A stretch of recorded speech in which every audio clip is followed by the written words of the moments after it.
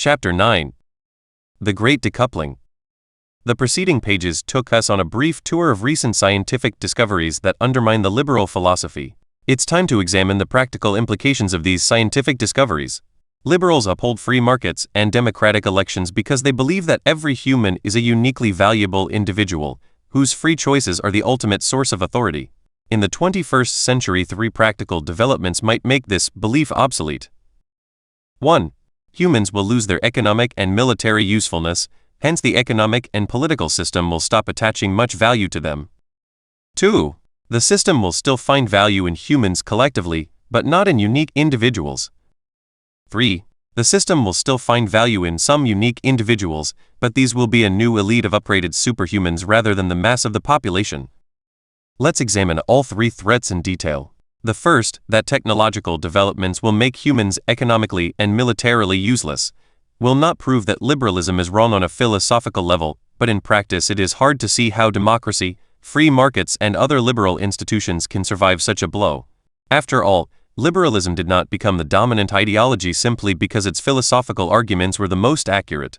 Rather, liberalism succeeded because there was much political, economic and military sense in ascribing value to every human being. On the mass battlefields of modern industrial wars and in the mass production lines of modern industrial economies, every human counted. There was value to every pair of hands that could hold a rifle or pull a lever. In 1793, the royal houses of Europe sent their armies to strangle the French Revolution in its cradle. The firebrands in Paris reacted by proclaiming the levée en masse and unleashing the First Total War. On 23 August, the National Convention decreed that from this moment until such time as its enemies shall have been driven from the soil of the Republic, all Frenchmen are in permanent requisition for the services of the armies. The young men shall fight, the married men shall forge arms and transport provisions, the women shall make tents and clothes and shall serve in the hospitals, the children shall turn old lint into linen, and the old men shall betake themselves to the public squares in order to arouse the courage of the warriors and preach hatred of kings and the unity of the Republic. This decree sheds interesting light on the French Revolution's most famous document, the Declaration of the Rights of Man and of the Citizen, which recognized that all citizens have equal value and equal political rights. Is it a coincidence that universal rights were proclaimed at the same historical juncture that universal conscription was decreed? Though scholars may quibble about the exact relations between the two, in the following 2 centuries a common argument in defense of democracy explained that giving people political rights is good, because the soldiers and workers of democratic countries perform better than those of dictatorships. Allegedly, granting people political rights increases their motivation and their initiative, which is useful both on the battlefield and in the factory. Thus Charles W. Eliot, president of Harvard from 1869 to 1909, wrote on 5 August 1917 in the New York Times that democratic armies fight better than armies aristocratically organized and autocratically governed, and that the armies of nations in which the mass of the people determine legislation, elect their public servants, and settle questions of peace and war, fight better than the armies of an autocrat who rules, by right of birth and by commission from the Almighty. A similar rationale stood behind the enfranchisement of women in the wake of the First World War. Realizing the vital role of women in total industrial wars, countries saw the need to give them political rights in peacetime. Thus in 1918, President Woodrow Wilson became a supporter of women's suffrage, explaining to the U.S. Senate that the First World War could not have been fought, either by the other nations engaged or by America, if it had not been for the services of women, services rendered in every sphere, not only in the fields of effort in which we have been accustomed to see them work, but wherever men have worked, and upon the very skirts and edges of the battle itself. We shall not only be distrusted, but shall deserve to be distrusted if we do not enfranchise them with the fullest possible enfranchisement. However, in the 21st century the majority of both men and women might lose their military and economic value. Gone is the mass conscription of the 2 world wars. The most advanced armies of the 21st century rely far more on cutting-edge technology. Instead of limitless cannon fodder, you now need only small numbers of highly trained soldiers, even smaller numbers of special forces super warriors, and a handful of experts who know how to produce and use sophisticated technology. High-tech forces manned by pilotless drones and cyberworms are replacing the mass armies of the 20th century, and generals delegate more and more critical decisions to algorithms. Aside from their unpredictability and their susceptibility to fear, hunger, and fatigue, flesh and blood soldiers think and move on an increasingly irrelevant timescale. From the days of Nebuchadnezzar to those of Saddam Hussein, Despite myriad technological improvements, war was waged on an organic timetable. Discussions lasted for hours, battles took days, and wars dragged on for years. Cyber wars, however, may last just a few minutes. When a lieutenant on shift at Cyber Command notices something odd is going on, she picks up the phone to call her superior, who immediately alerts the White House. Alas, by the time the president reaches for the red handset, the war has already been lost. Within seconds, a sufficiently sophisticated cyber strike might shut down the U.S. power grid, wreck U.S. flight control centers, cause numerous industrial accidents in nuclear plants and chemical installations, disrupt the police, army and intelligence communication networks, and wipe out financial records, so that trillions of dollars simply vanish without trace and nobody knows who owns what. The only thing curbing public hysteria is that with the internet, television, and radio down, people will not be aware of the full magnitude of the disaster. On a smaller scale, suppose two drones fight each other in the air. One drone cannot fire a shot without first receiving the go-ahead from a human operator in some bunker. The other drone is fully autonomous. Which do you think will prevail? If in 2093 the decrepit European Union sends its drones and cyborgs to snuff out a new French Revolution, the Paris Commune might press into service every available hacker, computer, and smartphone, but it will have little use for most humans, except perhaps as human shields. It is telling that already today in many asymmetrical conflicts the majority of citizens are reduced to serving as human shields for advanced armaments. Even if you care more about justice than victory, you should probably opt to replace your soldiers and pilots with autonomous robots and drones. Human soldiers murder, rape, and pillage, and even when they try to behave themselves, they all too often kill civilians by mistake. Computers programmed with ethical algorithms could far more easily conform to the latest rulings of the International Criminal Court. In the economic sphere too, the ability to hold a hammer or press a button is becoming less valuable than before. In the past, there were many things only humans could do, but now robots and computers are catching up and may soon outperform humans in most tasks. True, computers function very differently from humans, and it seems unlikely that computers will become human-like anytime soon. In particular, it doesn't seem that computers are about to gain consciousness and to start experiencing emotions and sensations. Over the last decades there has been an immense advance in computer intelligence, but there has been exactly zero advance in computer consciousness. As far as we know, computers in 2016 are no more conscious than their prototypes in the 1950s. However, we are on the brink of a momentous revolution. Humans are in danger of losing their value because intelligence is decoupling from consciousness. Until today, high intelligence always went hand in hand with a developed consciousness. Only conscious beings could perform tasks that required a lot of intelligence, such as playing chess, driving cars, diagnosing diseases, or identifying terrorists. However, we are now developing new types of non-conscious intelligence that can perform such tasks far better than humans. For all these tasks are based on pattern recognition, and non-conscious algorithms may soon excel human consciousness in recognizing patterns. This raises a novel question: which of the two is really important, intelligence or consciousness? As long as they went hand in hand, debating their relative value was just a pastime for philosophers. But in the 21st century, this is becoming an urgent political and economic issue, and it is sobering to realize that, at least for armies and corporations, the answer is straightforward: intelligence is mandatory but consciousness is optional. Armies and corporations cannot function without intelligent agents, but they don't need consciousness and subjective experiences. The conscious experiences of a flesh and blood taxi driver are infinitely richer than those of a self-driving car, which feels absolutely nothing. The taxi driver can enjoy music while navigating the busy streets of Seoul. His mind may expand in awe as he looks up at the stars and contemplates the mysteries of the universe. His eyes may fill with tears of joy when he sees his baby girl taking her very first step. But the system doesn't need all that from a taxi driver. All it really wants is to bring passengers from point A to point B as quickly, safely, and cheaply as possible. And the autonomous car will soon be able to do that far better than a human driver, even though it cannot enjoy music or be awestruck by the magic of existence. Indeed, if we forbid humans to drive taxis and cars altogether, and give computer algorithms monopoly over traffic, we can then connect all vehicles to a single network, and thereby make car accidents virtually impossible. In August 2015, one of Google's experimental self-driving cars had an accident. As it approached a crossing and detected pedestrians wishing to cross, it applied its brakes. A moment later, it was hit from behind by a sedan, whose careless human driver was perhaps contemplating the mysteries of the universe instead of watching the road. This could not have happened if both vehicles were steered by interlinked computers. The controlling algorithm would have known the position and intentions of every vehicle on the road, and would not have allowed two of its marionettes to collide. Such a system will save lots of time, money, and human lives, but it will also do away with the human experience of driving a car and with tens of millions of human jobs. Some economists predict that sooner or later, unenhanced humans will be completely useless. While robots and 3D printers replace workers in manual jobs, such as manufacturing shirts, highly intelligent algorithms will do the same to white-collar occupations. Bank clerks and travel agents, who a short time ago were completely secure from automation, have become endangered species. How many travel agents do we need when we can use our smartphones to buy plane tickets from an algorithm?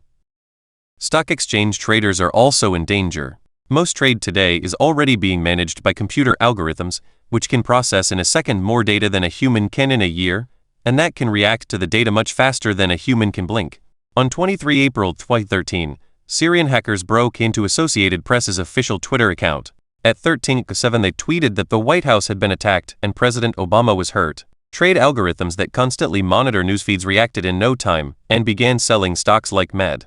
The Dow Jones went into free fall and within 60 seconds lost 150 points, equivalent to a loss of $136 billion. At 13:10 Associated Press clarified that the tweet was a hoax. The algorithms reversed gear and by 13:13 the Dow Jones had recuperated almost all the losses. 3 years previously, on 6 May 2010, the New York Stock Exchange underwent an even sharper shock. Within 5 minutes, from 1442 to 1447, the Dow Jones dropped by 1,000 points, wiping out $1 trillion. It then bounced back, returning to its pre-crash level in a little over 3 minutes. That's what happens when super-fast computer programs are in charge of our money. Experts have been trying ever since to understand what happened in this so-called flash crash. We know algorithms were to blame, but we are still not sure exactly what went wrong. Some traders in the USA have already filed lawsuits against algorithmic trading, arguing that it unfairly discriminates against human beings, who simply cannot react fast enough to compete. Quibbling whether this really constitutes a violation of rights might provide lots of work and lots of fees for lawyers. And these lawyers won't necessarily be human. Movies and TV series give the impression that lawyers spend their days in court shouting objection and making impassioned speeches. Yet most run-of-the-mill lawyers spend their time going over endless files, looking for precedents, loopholes, and tiny pieces of potentially relevant evidence. Some are busy trying to figure out what happened on the night John Doe got killed, or formulating a gargantuan business contract that will protect their client against every conceivable eventuality.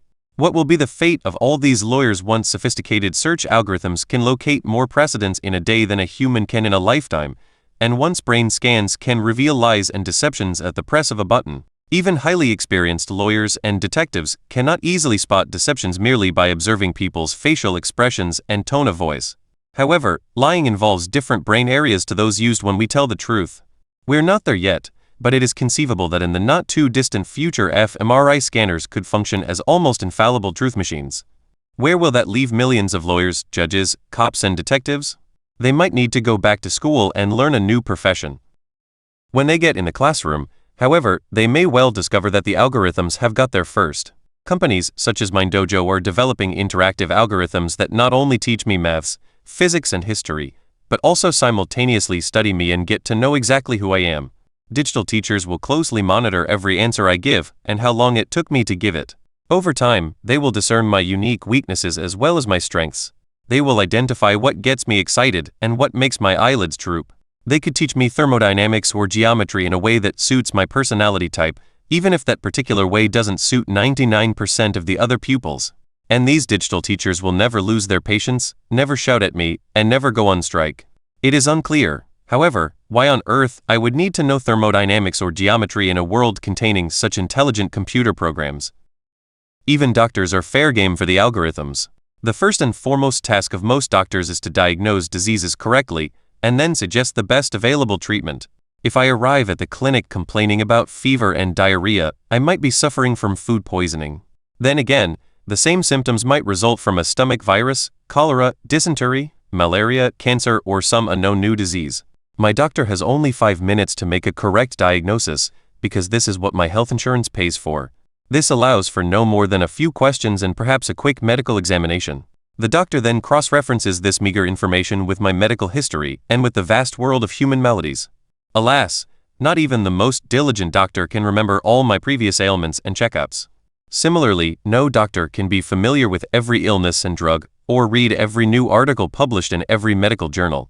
To top it all, the doctor is sometimes tired or hungry or perhaps even sick, which affects her judgment. No wonder that doctors often err in their diagnoses, or recommend a less than optimal treatment. Now consider IBM's famous Watson, an artificial intelligence system that won the Jeopardy! Television game show in 2011, beating human former champions. Watson is currently groomed to do more serious work, particularly in diagnosing diseases. An AI such as Watson has enormous potential advantages over human doctors. Firstly, an AI can hold in its databanks information about every known illness and medicine in history. It can then update these databanks every day, not only with the findings of new researches, but also with medical statistics gathered from every clinic and hospital in the world. Secondly, Watson can be intimately familiar not only with my entire genome and my day-to-day medical history, but also with the genomes and medical histories of my parents, siblings, cousins, neighbors, and friends. Watson will know instantly whether I visited a tropical country recently, whether I have recurring stomach infections, whether there have been cases of intestinal cancer in my family, or whether people all over town are complaining this morning about diarrhea. Thirdly, Watson will never be tired, hungry, or sick, and will have all the time in the world for me. I could sit comfortably on my sofa at home and answer hundreds of questions, telling Watson exactly how I feel. This is good news for most patients except perhaps hypochondriacs. But if you enter medical school today and the expectation of still being a family doctor in 20 years, maybe you should think again. With such a Watson around, there is not much need for Sherlocks. This threat hovers over the heads not only of general practitioners, but also of experts. Indeed, it might prove easier to replace doctors specializing in a relatively narrow field such as cancer diagnosis. For example, in a recent experiment, a computer algorithm diagnosed correctly 90% of lung cancer cases presented to it, while human doctors had a success rate of only 50%. In fact, the future is already here. CT scans and mammography tests are routinely checked by specialized algorithms, which provide doctors with a second opinion and sometimes detect tumors that the doctors missed. A host of tough technical problems still prevent Watson and its ilk from replacing most doctors tomorrow morning. Yet these technical problems, however difficult, need only be solved once. The training of a human doctor is a complicated and expensive process that lasts years. When the process is complete, after 10 years of studies and internships, all you get is one doctor. If you want 2 doctors, you have to repeat the entire process from scratch. In contrast, if and when you solve the technical problems hampering Watson, you will get not one, but an infinite number of doctors, available 24/7 in every corner of the world. So even if it costs $100 billion to make it work, in the long run it would be much cheaper than training human doctors. And what's true of doctors is doubly true of pharmacists. In 2011, a pharmacy opened in San Francisco manned by a single robot. When a human comes to the pharmacy, within seconds the robot receives all of the customer's prescriptions, as well as detailed information about other medicines taken by them, and their suspected allergies. The robot makes sure the new prescriptions don't combine adversely with any other medicine or allergy, and then provides the customer with the required drug. In its first year of operation, the robotic pharmacist provided 2 million prescriptions, without making a single mistake. On average, flesh and blood pharmacists get wrong 1.7% of prescriptions. In the United States alone, this amounts to more than 50 million prescription errors every year. Some people argue that even if an algorithm could outperform doctors and pharmacists in the technical aspects of their professions, it could never replace their human touch. If your CT indicates you have cancer, would you like to receive the news from a caring and empathetic human doctor, or from a machine? Well, how about receiving the news from a caring and empathetic machine that tailors its words to your personality type? Remember that organisms are algorithms, and Watson could detect your emotional state with the same accuracy that it detects your tumors. This idea has already been implemented by some customer services departments, such as those pioneered by the Chicago-based Mattersight Corporation. Mattersight publishes its wares with the following advert: "Have you ever spoken with someone and felt as though you just clicked? The magical feeling you get is the result of a personality connection." Mattersight creates that feeling every day in call centers around the world. When you call customer services with a request or complaint, it usually takes a few seconds to route your call to a representative. In Mattersight systems, your call is routed by a clever algorithm. You first state the reason for your call. The algorithm listens to your request, analyzes the words you have chosen and your tone of voice, and deduces not only your present emotional state, but also your personality type, whether you are introverted, extroverted, rebellious, or dependent. Based on this information, the algorithm links you to the representative that best matches your mood and personality. The algorithm knows whether you need an empathetic person to patiently listen to your complaints, or you prefer a no-nonsense rational type who will give you the quickest technical solution. A good match means both happier customers and less time and money wasted by the customer services department. The most important question in 21st century economics may well be what to do with all the superfluous people. What will conscious humans do once we have highly intelligent non-conscious algorithms that can do almost everything better? Throughout history, the job market was divided into three main sectors: agriculture, industry, and services. Until about 1800, the vast majority of people worked in agriculture, and only a small minority worked in industry and services. During the Industrial Revolution, people in developed countries left the fields and herds.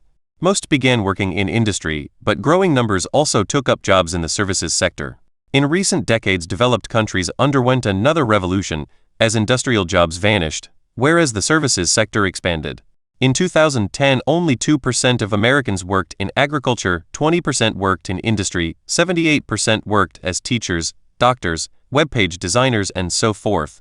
When mindless algorithms are able to teach, diagnose, and design better than humans, what will we do? This is not an entirely new question. Ever since the Industrial Revolution erupted, people feared that mechanization might cause mass unemployment. This never happened, because as old professions became obsolete, new professions evolved, and there was always something humans could do better than machines. Yet this is not a law of nature, and nothing guarantees it will continue to be like that in the future. Humans have two basic types of abilities: physical abilities and cognitive abilities. As long as machines competed with us merely in physical abilities, you could always find cognitive tasks that humans do better. So machines took over purely manual jobs, while humans focused on jobs requiring at least some cognitive skills. Yet what will happen once algorithms outperform us in remembering, analyzing, and recognizing patterns? The idea that humans will always have a unique ability beyond the reach of non-conscious algorithms is just wishful thinking. The current scientific answer to this pipe dream can be summarized in three simple principles. 1. Organisms are algorithms.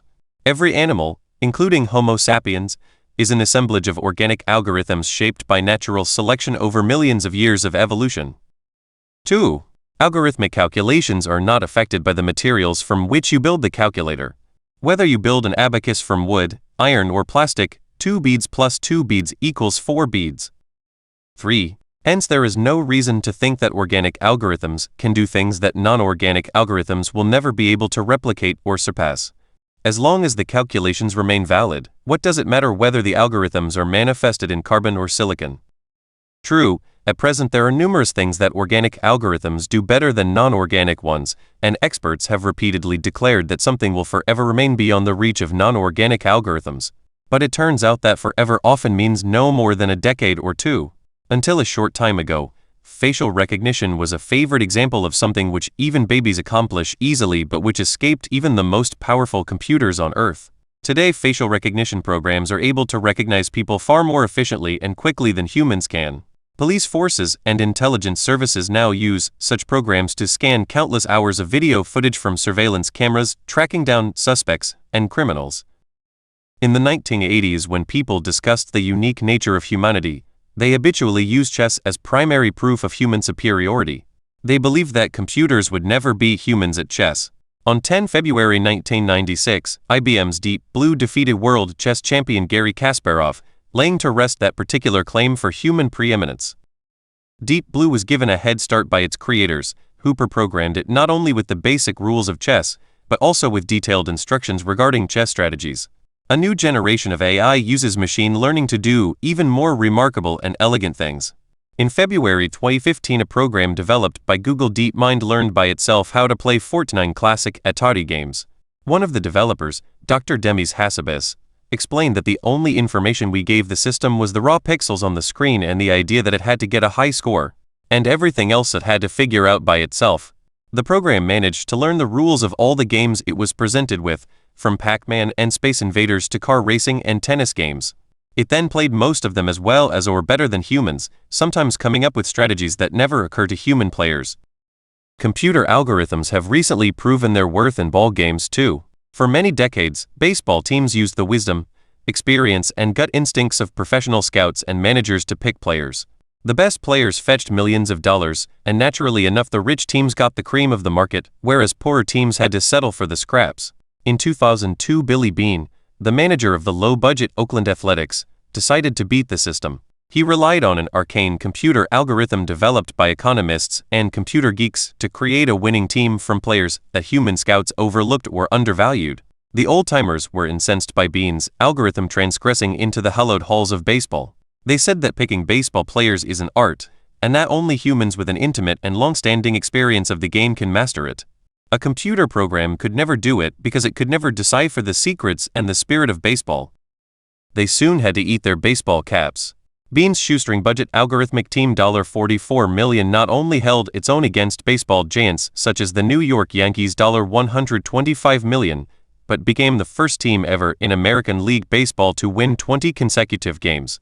Not that Beane and Oakland could enjoy their success for long. Soon enough, many other baseball teams adopted the same algorithmic approach, and since the Yankees and Red Sox could pay far more for both baseball players and computer software, low-budget teams, such as the Oakland Athletics, now had an even smaller chance of beating the system than before.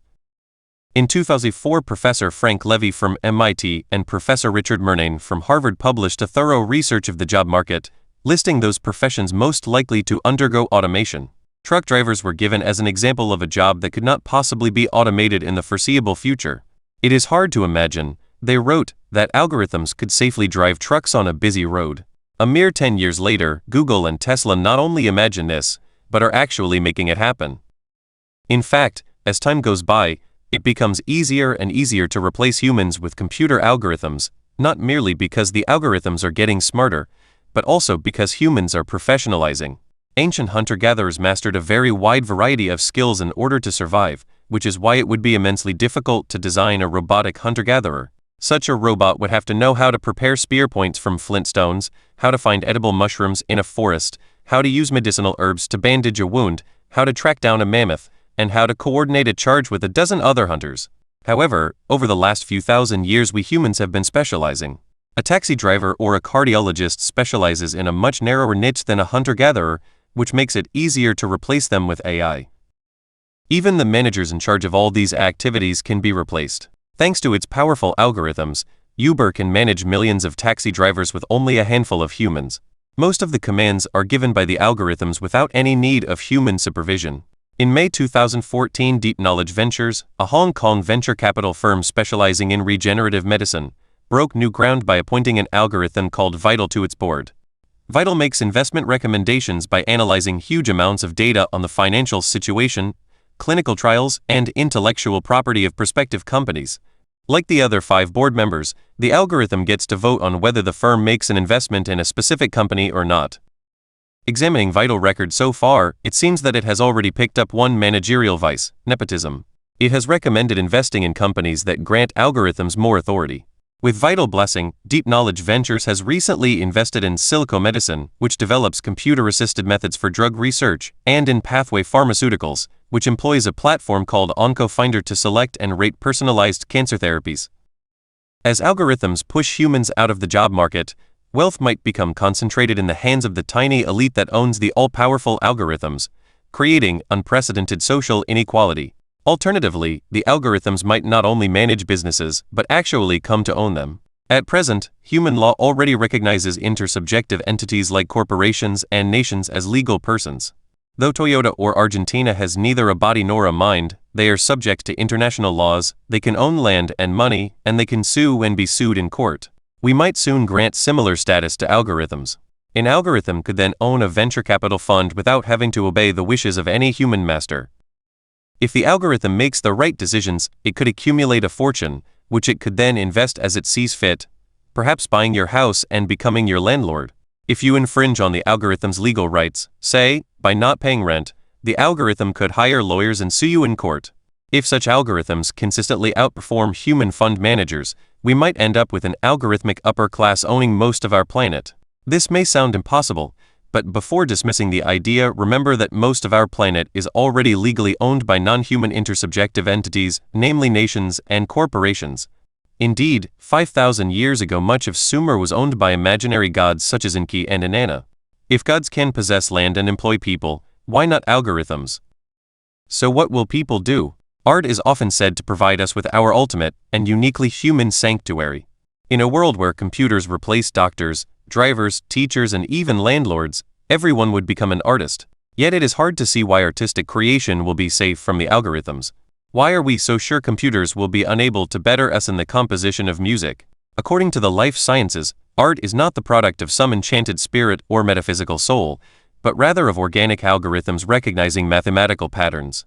If so, there is no reason why non-organic algorithms couldn't master it. David Cope is a musicology professor at the University of California in Santa Cruz. He is also one of the more controversial figures in the world of classical music. Cope has written programs that compose concertos, chorales, symphonies, and operas. His first creation was named EMI Experiments in Musical Intelligence, which specialized in imitating the style of Johann Sebastian Bach. It took 7 years to create the program, but once the work was done, EMI composed 5,000 chorales à la Bach in a single day. Cope arranged a performance of a few select chorales in a music festival at Santa Cruz. Enthusiastic members of the audience praised the wonderful performance and explained excitedly how the music touched their innermost being. They didn't know it was composed by EMI rather than Bach, and when the truth was revealed, some reacted with glum silence, while others shouted in anger. EMI continued to improve and learned to imitate Beethoven, Chopin, Rachmaninoff, and Stravinsky. Cope got EMI a contract, and its first album, classical music composed by computer, sold surprisingly well. Publicity brought increasing hostility from classical music buffs. Professor Steve Larson from the University of Oregon sent Cope a challenge for a musical showdown. Larson suggested that professional pianists play 3 pieces one after the other, one by Bach, one by EMI, and one by Larson himself. The audience would then be asked to vote who composed which piece. Larson was convinced people would easily tell the difference between soulful human compositions and the lifeless artifact of a machine. Cope accepted the challenge. On the appointed date, hundreds of lecturers, students, and music fans assembled in the University of Oregon's concert hall. At the end of the performance, a vote was taken. The result? The audience thought that EMI's piece was genuine Bach, that Bach's piece was composed by Larson, and that Larson's piece was produced by a computer. Critics continued to argue that EMI's music is technically excellent, but that it lacks something. It is too accurate. It has no depth. It has no soul. Yet when people heard EMI's compositions without being informed of their provenance, they frequently praised them precisely for their soulfulness and emotional resonance. Following EMI's successes, Cope created newer and even more sophisticated programs. His crowning achievement was Annie. Whereas EMI composed music according to predetermined rules, Annie is based on machine learning. Its musical style constantly changes and develops in reaction to new inputs from the outside world. Cope has no idea what Annie is going to compose next. Indeed, Annie does not restrict itself to music composition, but also explores other art forms such as haiku poetry. In 2011, Cope published Comes the Fiery Night, 2000 haiku by man and machine. Of the 2000 haikus in the book, some are written by Annie and the rest by organic poets. The book does not disclose which are which. If you think you can tell the difference between human creativity and machine output, you are welcome to test your claim.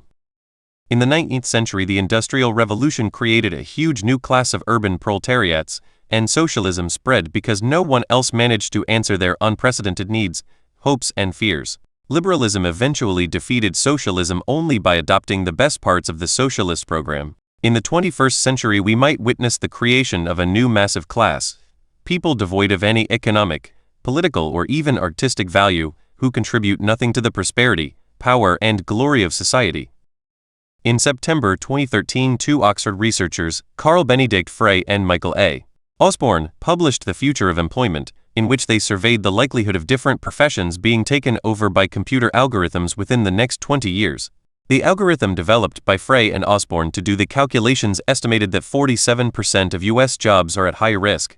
For example, there is a 99% probability that by 2033 human telemarketers and insurance underwriters will lose their jobs to algorithms. There is a 98% probability that the same will happen to sports referees, 97% that it will happen to cashiers, and 96% to chefs. Waiters, 94%. Paralegal assistants, 94%. Tour guides, 91%. Bakers, 89%. Bus drivers, 89%. Construction laborers, 88%. Veterinary assistants, 86%. Security guards, 84%. Sailors, 83%. Bartenders, 77%. Archivists, 76%. Carpenters, 72%. Lifeguards, 67%. And so forth. There are of course some safe jobs. The likelihood that computer algorithms will displace archaeologists by 2033 is only 0.7% because their job requires highly sophisticated types of pattern recognition and doesn't produce huge profits. Hence it is improbable that corporations or government will make the necessary investment to automate archaeology within the next 20 years. Of course, by 2033 many new professions are likely to appear, for example, virtual world designers. But such professions will probably require much more creativity and flexibility than your run-of-the-mill job, and it is unclear whether 40-year-old cashiers or insurance agents will be able to reinvent themselves as virtual world designers. Just try to imagine a virtual world created by an insurance agent. And even if they do so, the pace of progress is such that within another decade they might have to reinvent themselves yet again. After all, algorithms might well outperform humans in designing virtual worlds too. The crucial problem isn't creating new jobs. The crucial problem is creating new jobs that humans perform better than algorithms. The technological bonanza will probably make it feasible to feed and support the useless masses even without any effort on their side. But what will keep them occupied and content? People must do something, or they will go crazy. What will they do all day? One solution might be offered by drugs and computer games. Unnecessary people might spend increasing amounts of time within 3D virtual reality worlds, which would provide them with far more excitement and emotional engagement than the drab reality outside. Yet such a development would deal a mortal blow to the liberal belief in the sacredness of human life and of human experiences. What's so sacred in useless bums who pass their days devouring artificial experiences in La La Land? Some experts and thinkers, such as Nick Bostrom, warn that humankind is unlikely to suffer this degradation, because once artificial intelligence surpasses human intelligence, it might simply exterminate humankind. The AI is likely to do so either for fear that humankind would turn against it and try to pull its plug, or in pursuit of some unfathomable goal of its own. For it would be extremely difficult for humans to control the motivation of a system smarter than themselves. Even pre-programming the system with seemingly benign goals might backfire horribly. One popular scenario imagines a corporation designing the first artificial superintelligence and giving it an innocent test such as calculating pi. Before anyone realizes what is happening, the AI takes over the planet, eliminates the human race, launches a conquest campaign to the ends of the galaxy, and transforms the entire known universe into a giant supercomputer that for billions upon billions of years calculates pi ever more accurately. After all, this is the divine mission its creator gave it. A probability of 87%. At the beginning of this chapter we identified several practical threats to liberalism. The first is that humans might become militarily and economically useless. This is just a possibility, of course, not a prophecy. Technical difficulties or political objections might slow down the algorithmic invasion of the job market. Alternatively, since much of the human mind is still uncharted territory, we don't really know what hidden talents humans might discover and what novel jobs they might create to replace the losses. That, however, may not be enough to save liberalism. For liberalism believes not just in the value of human beings, it also believes in individualism. The second threat facing liberalism is that in the future, while the system might still need humans, it will not need individuals. Humans will continue to compose music, to teach physics and to invest money, but the system will understand these humans better than they understand themselves, and will make most of the important decisions for them. The system will thereby deprive individuals of their authority and freedom. The liberal belief in individualism is founded on the three important assumptions that we discussed earlier in the book. 1. I am an individual, i.e., I have a single essence which cannot be divided into any parts or subsystems. True, this inner core is wrapped in many outer layers. But if I make the effort to peel these external crusts, I will find deep within myself a clear and single inner voice, which is my authentic self. 2. My authentic self is completely free. 3. It follows from the first two assumptions that I can know things about myself nobody else can discover. For only I have access to my inner space of freedom, and only I can hear the whispers of my authentic self. This is why liberalism grants the individual so much authority. I cannot trust anyone else to make choices for me because no one else can know who I really am, how I feel, and what I want. This is why the voter knows best, why the customer is always right, and why beauty is in the eye of the beholder. However, the life sciences challenge all three assumptions. According to the life sciences, 1. Organisms are algorithms, and humans are not individuals. They are dividuals, i.e. humans are an assemblage of many different algorithms lacking a single inner voice or a single self. 2. The algorithms constituting a human are not free. They are shaped by genes and environmental pressures and take decisions either deterministically or randomly, but not freely. 3. It follows that an external algorithm could theoretically know me much better than I can ever know myself. An algorithm that monitors each of the systems that comprise my body and my brain could know exactly who I am, how I feel, and what I want. Once developed, such an algorithm could replace the voter, the customer, and the beholder. Then the algorithm will know best, the algorithm will always be right, and beauty will be in the calculations of the algorithm. During the 19th and 20th centuries, the belief in individualism nevertheless made good practical sense, because there were no external algorithms that could actually monitor me effectively. States and markets may have wished to do exactly that, but they lacked the necessary technology. The KGB and FBI had only a vague understanding of my biochemistry, genome, and brain, and even if agents bugged every phone call I made and recorded every chance encounter on the street, they did not have the computing power to analyze all this data. Consequently, given 20th century technological conditions, liberals were right to argue that nobody can know me better than I know myself. Humans therefore had a very good reason to regard themselves as an autonomous system, and to follow their own inner voices rather than the commands of Big Brother. However, 21st century technology may enable external algorithms to know me far better than I know myself, and once this happens, the belief in individualism will collapse and authority will shift from individual humans to networked algorithms. People will no longer see themselves as autonomous beings running their lives according to their wishes, and instead become accustomed to seeing themselves as a collection of biochemical mechanisms that is constantly monitored and guided by a network of electronic algorithms. For this to happen, there is no need of an external algorithm that knows me perfectly, and that never makes any mistakes. It is enough that an external algorithm will know me better than I know myself, and will make fewer mistakes than me. It will then make sense to trust this algorithm with more and more of my decisions and life choices. We have already crossed this line as far as medicine is concerned. In the hospital, we are no longer individuals. Who do you think will make the most momentous decisions about your body and your health during your lifetime? It is highly likely that many of these decisions will be taken by computer algorithms such as IBM's Watson. And this is not necessarily bad news. Diabetics already carry sensors that automatically check their sugar level several times a day, alerting them whenever it crosses a dangerous threshold. In 2014, researchers at Yale University announced the first successful trial of an artificial pancreas controlled by an iPhone. 52 diabetics took part in the experiment. Each patient had a tiny sensor and a tiny pump implanted in his or her stomach. The pump was connected to small tubes of insulin and glucagon, two hormones that together regulate sugar levels in the blood. The sensor constantly measured the sugar level, transmitting the data to an iPhone. The iPhone hosted an application that analyzed the information, and whenever necessary gave orders to the pump, which injected measured amounts of either insulin or glucagon without any need of human intervention. Many other people who suffer from no serious illnesses have begun to use wearable sensors and computers to monitor their health and activities. The devices, incorporated into anything from smartphones and wristwatches to armbands and underwear, record diverse biometric data such as blood pressure. The data is then fed into sophisticated computer programs, which advise you how to change your diet and daily routines so as to enjoy improved health and a longer and more productive life. Google, together with the drug giant Novartis, are developing a contact lens that checks glucose levels in the blood every few seconds by testing tear contents. Pixie Scientific sells smart diapers that analyze baby poop for clues about the baby's medical condition. Microsoft has launched the Microsoft Band in November 2014, a smart armband that monitors, among other things, your heartbeat, the quality of your sleep, and the number of steps you take each day.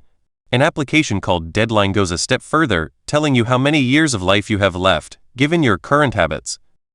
Some people use these apps without thinking too deeply about it, but for others this is already an ideology, if not a religion. The quantified self movement argues that the self is nothing but mathematical patterns. These patterns are so complex that the human mind has no chance of understanding them. So if you wish to obey the old adage and know thyself, you should not waste your time on philosophy, meditation, or psychoanalysis, but rather you should systematically collect biometric data and allow algorithms to analyze them for you and tell you who you are and what you should do. The movement's motto is self-knowledge through numbers. In 2000, the Israeli singer Shlomi Shavan conquered the local playlists with his hit song Eric. It's about a guy who is obsessed with his girlfriend's ex, Eric. He demands to know who is better in bed, him or Eric. The girlfriend dodges the question, saying that it was different with each of them. The guy is not satisfied and demands, "Talk numbers, lady." Well, precisely for such guys, a company called Bedpost sells biometric armbands you can wear while having sex. The armband collects data such as heart rate, sweat level, duration of sexual intercourse, duration of orgasm, and the number of calories you burnt. The data is fed into a computer that analyzes the information and ranks your performance with precise numbers. No more fake orgasms, and how was it for you? People who experience themselves through the unrelenting mediation of such devices may begin to see themselves as a collection of biochemical systems more than as individuals, and their decisions will increasingly reflect the conflicting demands of the various systems. Suppose you have 2 free hours a week, and you are unsure whether to use them in order to play chess or tennis. A good friend may ask, "What does your heart tell you?" Well, you answer, "As far as my heart is concerned, it's obvious tennis is better. It's also better for my cholesterol level and blood pressure. But my fMRI scans indicate I should strengthen my left prefrontal cortex. In my family, dementia is quite common, and my uncle had it at a very early age. The latest studies indicate that a weekly game of chess can help delay the onset of dementia." You can already find much more extreme examples of external mediation in the geriatric wards of hospitals. Humanism fantasizes about old age as a period of wisdom and awareness. The ideal elder may suffer from bodily ailments and weaknesses, but his mind is quick and sharp, and he has 80 years of insights to dispense. He knows exactly what's what and always has good advice for the grandchildren and other visitors. 21st century octogenarians don't always look like that. Thanks to our growing understanding of human biology, medicine keeps us alive long enough for our minds and our authentic selves to disintegrate and dissolve. All too often, what's left is a collection of dysfunctional biological systems kept going by a collection of monitors, computers, and pumps. At a deeper level, as genetic technologies are integrated into daily life, and as people develop increasingly intimate relations with their DNA, the single self might blur even further, and the authentic inner voice might dissolve into a noisy crowd of genes. When I am faced by difficult dilemmas and decisions, I may stop searching for my inner voice, and instead consult my inner genetic parliament. On 14 May 2013, actress Angelina Jolie published an article in the New York Times about her decision to have a double mastectomy. Jolie lived for years under the shadow of breast cancer, as both her mother and grandmother died of it at a relatively early age. Jolie herself did a genetic test that proved she was carrying a dangerous mutation of the BRCA1 gene. According to recent statistical surveys, women carrying this mutation had an 87% probability of developing breast cancer. Even though at the time Jolie did not have cancer, she decided to preempt the dreaded disease and have a double mastectomy. In the article, Jolie explained that I choose not to keep my story private because there are many women who do not know that they might be living under the shadow of cancer. It is my hope that they, too, will be able to get gene tested, and that if they have a high risk they, too, will know that they have strong options. Deciding whether to undergo a mastectomy is a difficult and potentially fatal choice. Beyond the discomforts, dangers, and financial costs of the operation and its follow-up treatments, the decision can have far-reaching effects on one's health, body image, emotional well-being, and relationships. Jolie's choice, and the courage she showed in going public with it, caused a great stir and won her international acclaim and admiration. In particular, many hoped that the publicity would increase awareness of genetic medicine and its potential benefits. From a historical perspective, it is interesting to note the critical role algorithms played in this case. When Jolie had to take such an important decision about her life, she did not climb a mountaintop overlooking the ocean, watch the sunset into the waves, and attempt to connect to her innermost feelings. Instead, she preferred to listen to her genes, whose voice manifested not in feelings, but in numbers. Jolie felt no pain or discomfort whatsoever. Her feelings told her, "Relax, everything is perfectly fine." But the computer algorithms used by her doctors told a different story. "You don't feel anything is wrong, but there is a time bomb ticking in your DNA. Do something about it, now." Of course, Jolie's emotions and unique personality played a key part too. If another woman with a different personality had discovered she was carrying the same genetic mutation, she might well have decided not to undergo a mastectomy. However, and here we enter the twilight zone, What if that other woman had discovered she carried not only the dangerous BRCA1 mutation, but another mutation in the fictional gene ABCT3, which impairs a brain area responsible for evaluating probabilities, thereby causing people to underestimate dangers? What if a statistician pointed out to this woman that her mother, grandmother, and several other relatives all died young because they underestimated various health risks and failed to take precautionary measures? In all likelihood, you too will make important decisions about your health in the same way as Angelina Jolie. You will do a genetic test, a blood test, or an fMRI. An algorithm will analyze your results on the basis of enormous statistical databases, and you will then accept the algorithm's recommendation. This is not an apocalyptic scenario. The algorithms won't revolt and enslave us. Rather, the algorithms will be so good in making decisions for us that it would be madness not to follow their advice. Angelina Jolie's first leading role was in the 1993 science fiction action film Cyborg 2. She played Casella Reese, a cyborg developed in the year 2074 by Pinwheel Robotics for corporate espionage and assassination. Casella is programmed with human emotions in order to blend better into human societies while pursuing her missions. When Casella discovers that Pinwheel Robotics not only controls her, but also intends to terminate her, she escapes and fights for her life and freedom. Cyborg 2 is a liberal fantasy about an individual fighting for liberty and privacy against global corporate octopuses. In her real life, Jolie preferred to sacrifice privacy and autonomy for health. A similar desire to improve human health may well cause most of us to willingly dismantle the barriers protecting our private spaces and allow state bureaucracies and multinational corporations access to our innermost recesses. For instance, allowing Google to read our emails and follow our activities would make it possible for Google to alert us to brewing epidemics before they are noticed by traditional health services. How does the UK National Health Service know that a flu epidemic has erupted in London? By analyzing the reports of thousands of doctors in hundreds of clinics. And how do all these doctors get the information?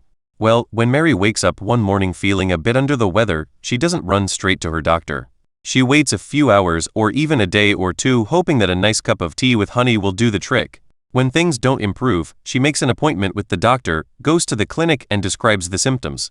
The doctor types the data into the computer, and somebody up in NHS headquarters hopefully analyzes this data together with reports streaming in from thousands of other doctors, concluding that flu is on the march. All this takes a lot of time. Google could do it in minutes. All it needs to do is monitor the words Londoners type in their emails and in Google's search engine and cross-reference them with a database of disease symptoms.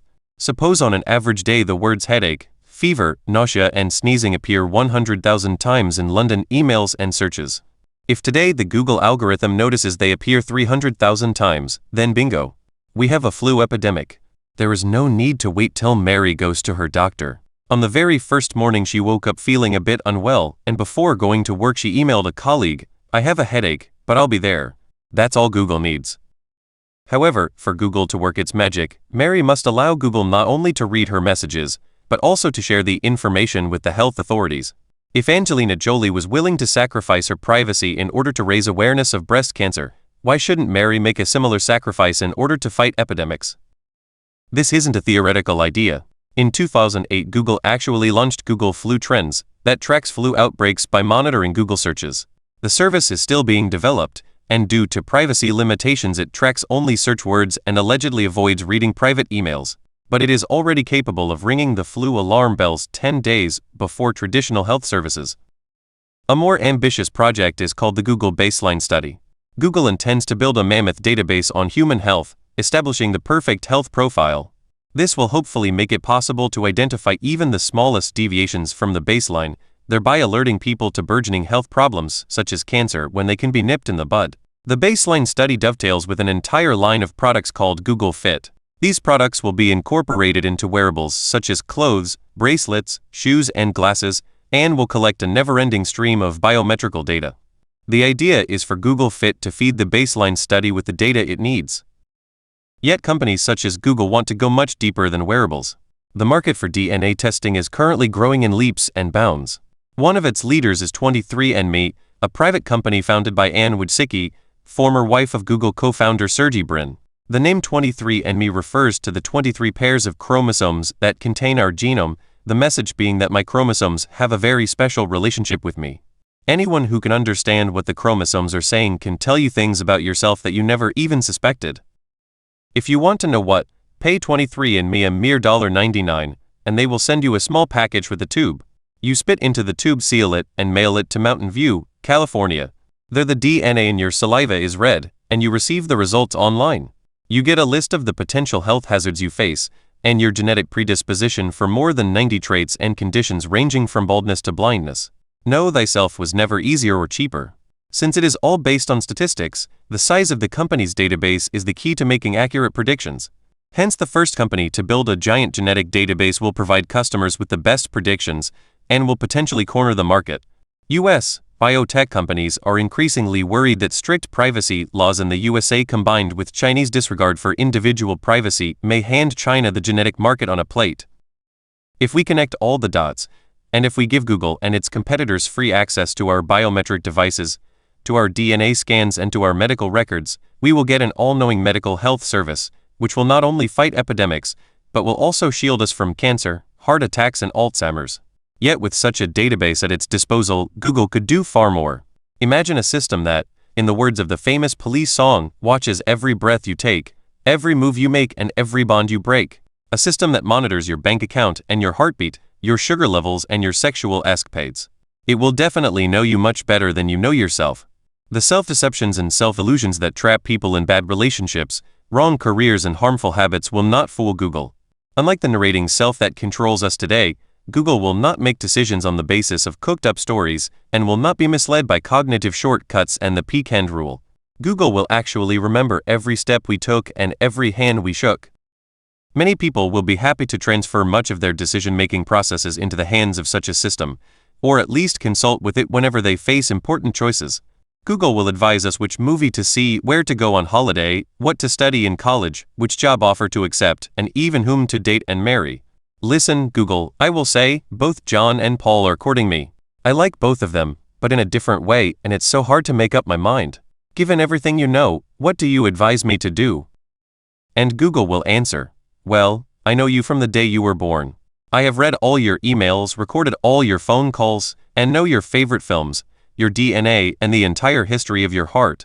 I have exact data about each date you went on, and if you want, I can show you second-by-second graphs of your heart rate, blood pressure and sugar levels whenever you went on a date with John or Paul. If necessary, I can even provide you with accurate mathematical ranking of every sexual encounter you had with either of them. And naturally enough, I know them as well as I know you. Based on all this information, on my superb algorithms, and on decades worth of statistics about millions of relationships, I advise you to go with John, with an 87% probability of being more satisfied with him in the long run.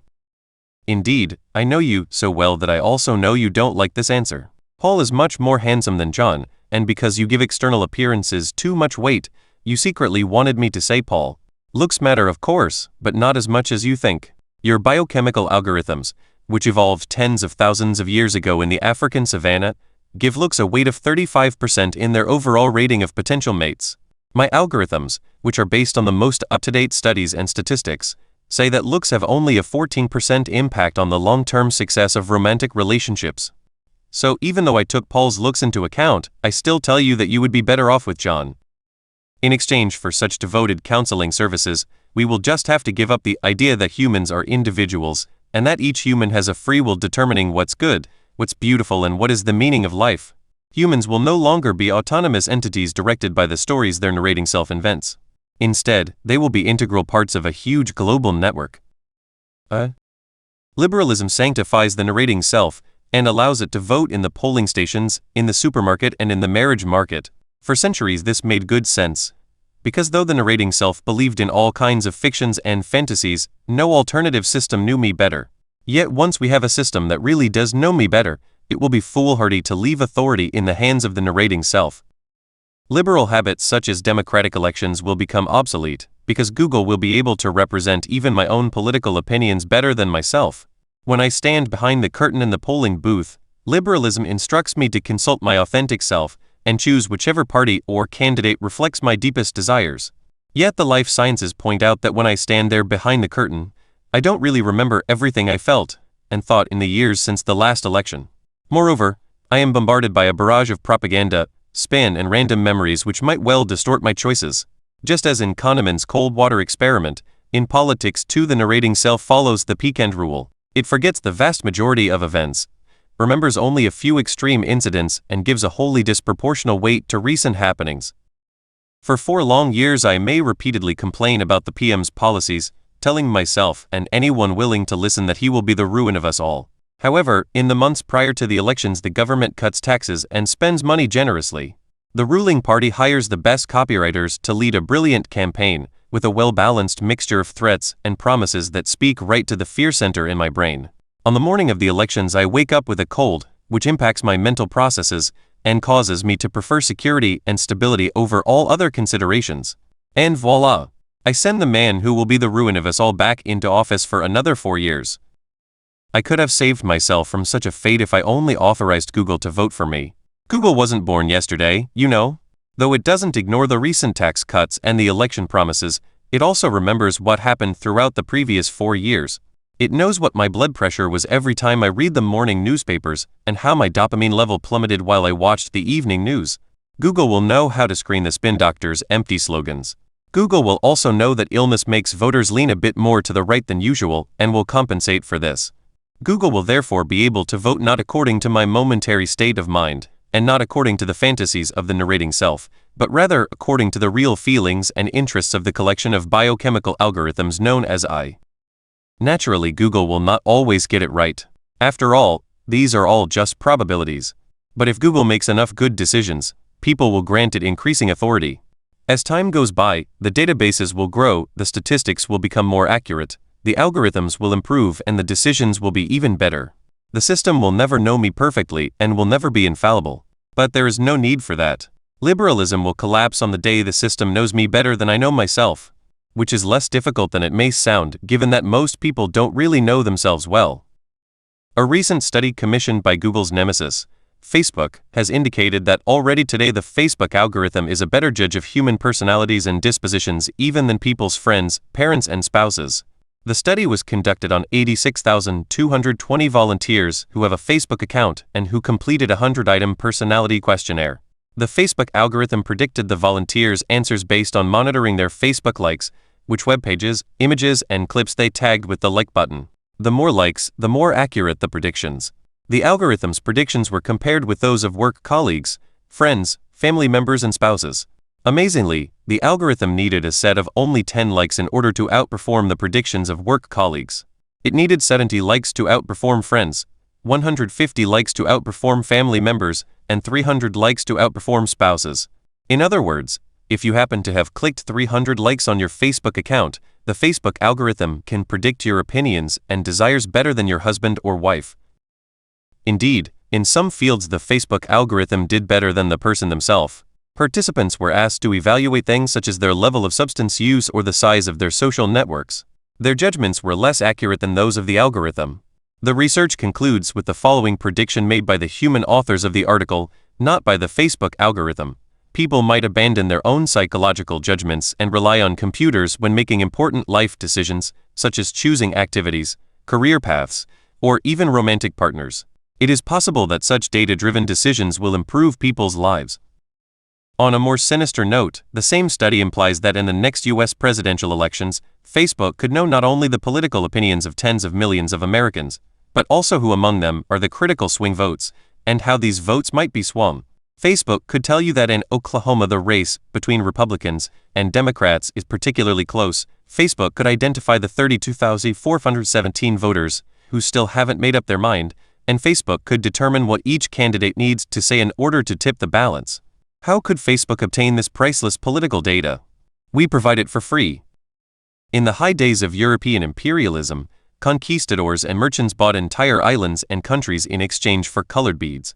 In the 21st century, our personal data is probably the most valuable resource most humans still have to offer, and we are giving it to the tech giants in exchange for email services and funny cat videos. From Oracle to Sovereign. Once Google, Facebook, and other algorithms become all-knowing oracles, they may well evolve into agents and finally into sovereigns. 33 To understand this trajectory, consider the case of Waze, a GPS-based navigational application which many drivers use nowadays. Waze isn't just a map. It's millions of users constantly updated about traffic jams, car accidents, and police cars. Hence, Waze knows to divert you away from heavy traffic and bring you to your destination through the quickest possible route. When you reach a junction and your gut instinct tells you to turn right, but Waze instructs you to turn left, users sooner or later learn that they had better listen to Waze rather than to their feelings. At first sight, it seems that the Waze algorithm serves us only as an oracle. We ask a question, the oracle replies, but it is up to us to make a decision. If the oracle wins our trust, however, the next logical step is to turn it into an agent. We give the algorithm only a final aim, and it acts to realize that aim without our supervision. In the case of Waze, this may happen when we connect Waze to a self-driving car and tell Waze take the fastest route home, or take the most scenic route, or take the route which will result in the minimum amount of pollution. We call the shots, but leave it to Waze to execute our commands. Finally, Waze might become sovereign. Having so much power in its hands, and knowing far more than we know, it may start manipulating us, shaping our desires and making our decisions for us. For example, suppose because Waze is so good, everybody starts using it. And suppose there is a traffic jam on Route No.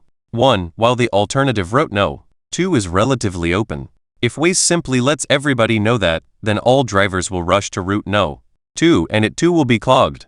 When everybody uses the same oracle, and everybody believes the oracle turns into a sovereign. So Waze must think for us. Maybe it will inform only half the drivers that Route No. 2 is open, while keeping this information secret from the other half. Thereby pressure will ease on Route No. 1 without blocking Route No. 2. Microsoft is developing a far more sophisticated system called Cortana, named after an AI character in their popular Halo video game series. Cortana is an AI personal assistant which Microsoft hopes to include as an integral feature of future versions of Windows. Users will be encouraged to allow Cortana access to all their files, emails, and applications so that it will get to know them and can offer its advice on myriad matters, as well as becoming a virtual agent representing the user's interests. Cortana could remind you to buy something for your wife's birthday, select the present, reserve a table at the restaurant, and prompt you to take your medicine an hour before dinner. It could alert you that if you don't stop reading now, you will be late for an important business meeting. As you are about to enter the meeting, Cortana will warn that your blood pressure is too high and your dopamine level too low, and based on past statistics, you tend to make serious business mistakes in such circumstances. So you had better keep things tentative and avoid committing yourself or signing any deals. Once Cortanas evolve from oracles to agents, they might start speaking directly with one another on their master's behalf. It can begin innocently enough, with my Cortana contacting your Cortana to agree on a place and time for a meeting. Next thing I know, a potential employer tells me not to bother sending a CV, but simply allow his Cortana to grill my Cortana. Or my Cortana may be approached by the Cortana of a potential lover, and the two will compare notes to decide whether it's a good match, completely unbeknown to their human owners.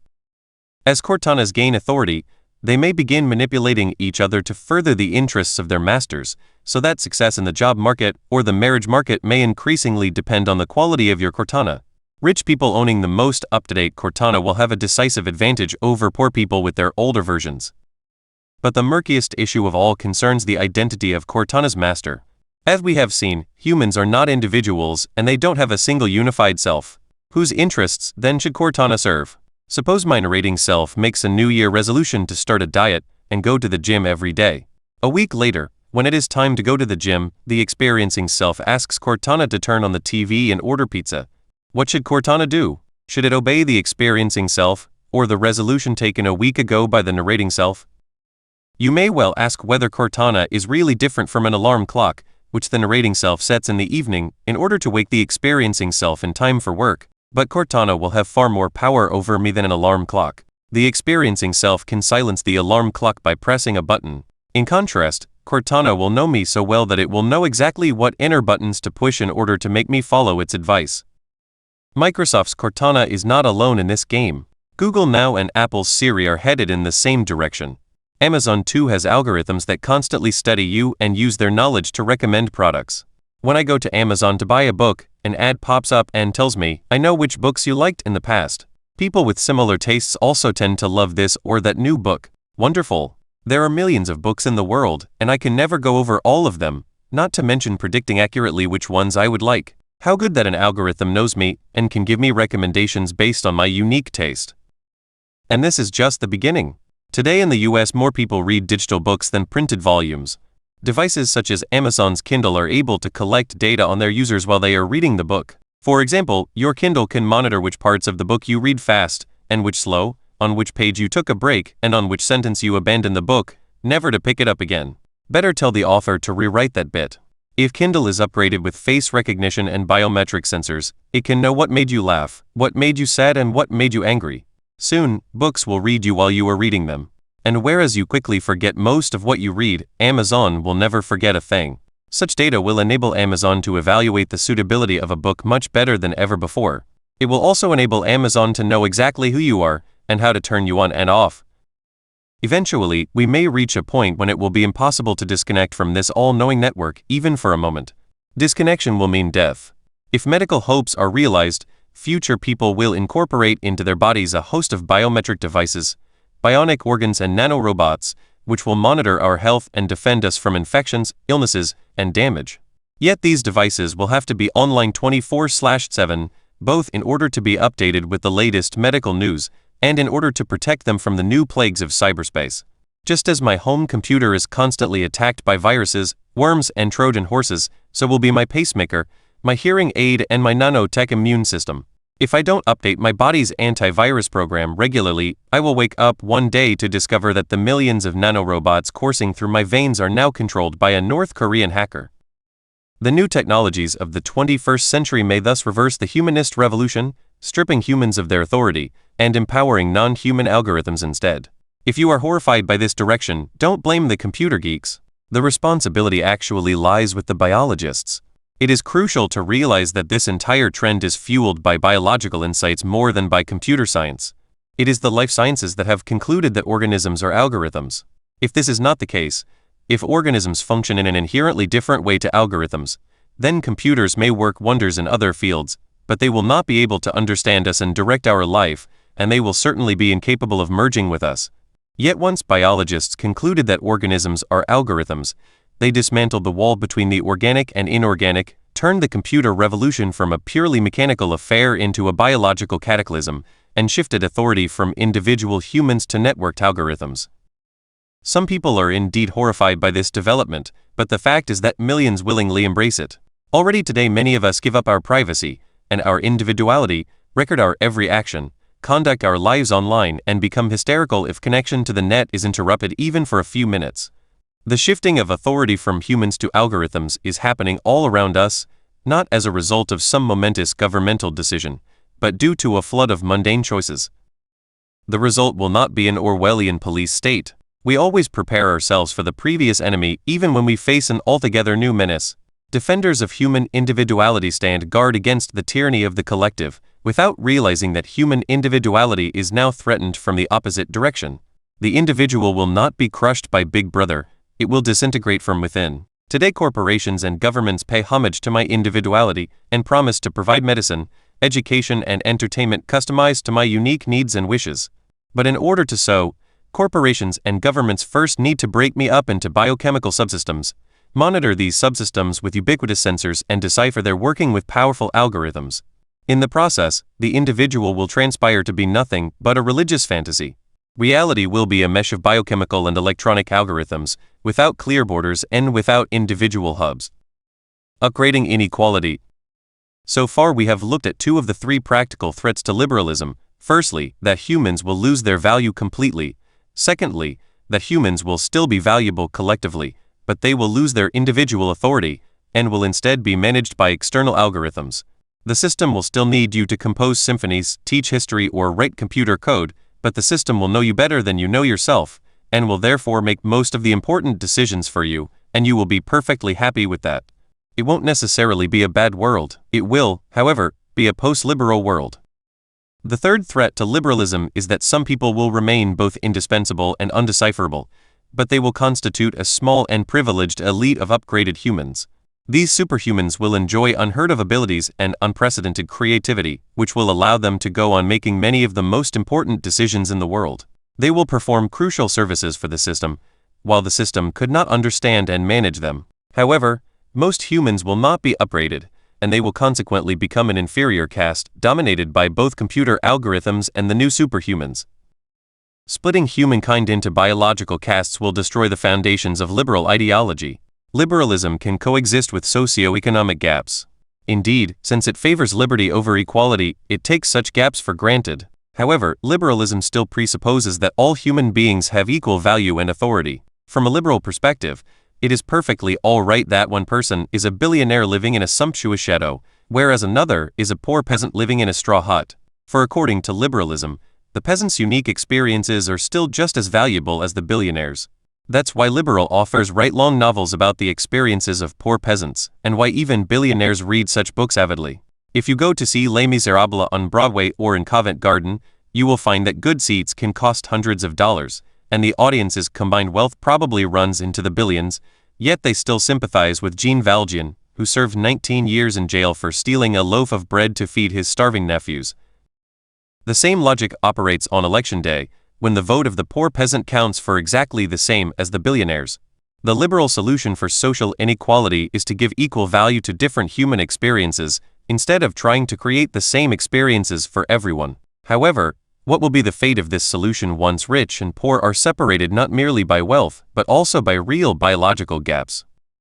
In her New York Times article, Angelina Jolie referred to the high costs of genetic testing. At present, the test Jolie had taken costs $3,000, which does not include the price of the actual mastectomy, the reconstruction surgery, and related treatments.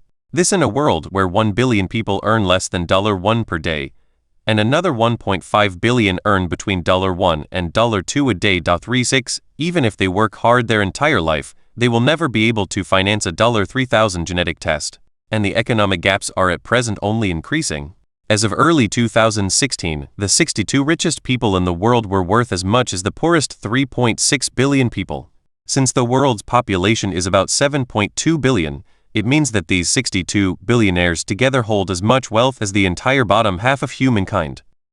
The cost of DNA testing is likely to go down with time, but expensive new procedures are constantly being pioneered. So while old treatments will gradually come within reach of the masses, the elites will always remain a couple of steps ahead. Throughout history, the rich enjoyed many social and political advantages, but there was never a huge biological gap separating them from the poor. Medieval aristocrats claimed that superior blue blood was flowing through their veins, and Hindu Brahmins insisted that they were naturally smarter than everyone else, but this was pure fiction. In the future, however, we may see real gaps in physical and cognitive abilities opening between an upgraded upper class and the rest of society. When scientists are confronted with this scenario, their standard reply is that in the 20th century too many medical breakthroughs began with the rich, but eventually benefited the whole population and helped to narrow rather than widen the social gaps. For example, vaccines and antibiotics at first profited mainly the upper classes in Western countries, but today they improve the lives of all humans everywhere. However, the expectation that this process will be repeated in the 21st century may be just wishful thinking, for two important reasons. First, medicine is undergoing a tremendous conceptual revolution. 20th century medicine aimed to heal the sick. 21st century medicine is increasingly aiming to upgrade the healthy. Healing the sick was an egalitarian project, because it assumed that there is a normative standard of physical and mental health that everyone can and should enjoy. If someone fell below the norm, it was the job of doctors to fix the problem and help him or her be like everyone. In contrast, upgrading the healthy is an elitist project, because it rejects the idea of a universal standard applicable to all and seeks to give some individuals an edge over others. People want superior memories, above-average intelligence, and first-class sexual abilities. If some form of upgrade becomes so cheap and common that everyone enjoys it, it will simply be considered the new baseline, which the next generation of treatments will strive to surpass. Second, 20th century medicine benefited the masses because the 20th century was the age of the masses. 20th century armies needed millions of healthy soldiers, and the economy needed millions of healthy workers. Consequently, states established public health services to ensure the health and vigor of everyone. Our greatest medical achievements were the provision of mass hygiene facilities, the campaigns of mass vaccinations, and the overcoming of mass epidemics. The Japanese elite in 1914 had a vested interest in vaccinating the poor and building hospitals and sewage systems in the slums, because if they wanted Japan to be a strong nation with a strong army and a strong economy, they needed many millions of healthy soldiers and workers. But the age of the masses may be over, and with it the age of mass medicine. As human soldiers and workers give way to algorithms, at least some elites may conclude that there is no point in providing improved or even standard conditions of health for masses of useless poor people, and it is far more sensible to focus on upgrading a handful of superhumans beyond the norm. Already today, the birth rate is falling in technologically advanced countries such as Japan and South Korea, where prodigious efforts are invested in the upbringing and education of fewer and fewer children, from whom more and more is expected. How could huge developing countries like India, Brazil, or Nigeria hope to compete with Japan? These countries resemble a long train. The elites in the first-class carriages enjoy health care, education, and income levels on a par with the most developed nations in the world. However, the hundreds of millions of ordinary citizens who crowd the third-class carriages still suffer from widespread diseases, ignorance, and poverty. What would the Indian, Brazilian, or Nigerian elites prefer to do in the coming century? Invest in fixing the problems of hundreds of millions of poor or in upgrading a few million rich? Unlike in the 20th century, when the elite had a stake in fixing the problems of the poor because they were militarily and economically vital, in the 21st century the most efficient, albeit ruthless strategy may be to let go of the useless third-class carriages and dash forward with the first class only. In order to compete with Japan, Brazil might need a handful of upgraded superhumans far more than millions of healthy ordinary workers. How can liberal belief survive the appearance of superhumans with exceptional physical, emotional, and intellectual abilities? What will happen if it turns out that such superhumans have fundamentally different experiences to normal sapiens? What if superhumans are bored by novels about the experiences of lowly sapiens thieves, whereas run-of-the-mill humans find soap operas about superhuman love affairs unintelligible? The great human projects of the 20th century, overcoming famine, plague, and war, aim to safeguard a universal norm of abundance, health, and peace for all people without exception. The new projects of the 21st century, gaining immortality, bliss, and divinity, also hope to serve the whole of humankind. However, because these projects aim at surpassing rather than safeguarding the norm, they may well result in the creation of a new superhuman caste that will abandon its liberal roots and treat normal humans no better than 19th century Europeans treated Africans. If scientific discoveries and technological development split humankind into a mass of useless humans and a small elite of upgraded superhumans, or if authority shifts altogether away from human beings into the hands of highly intelligent algorithms, then liberalism will collapse. What new religions or ideologies might fill the resulting vacuum and guide the subsequent evolution of our godlike descendants?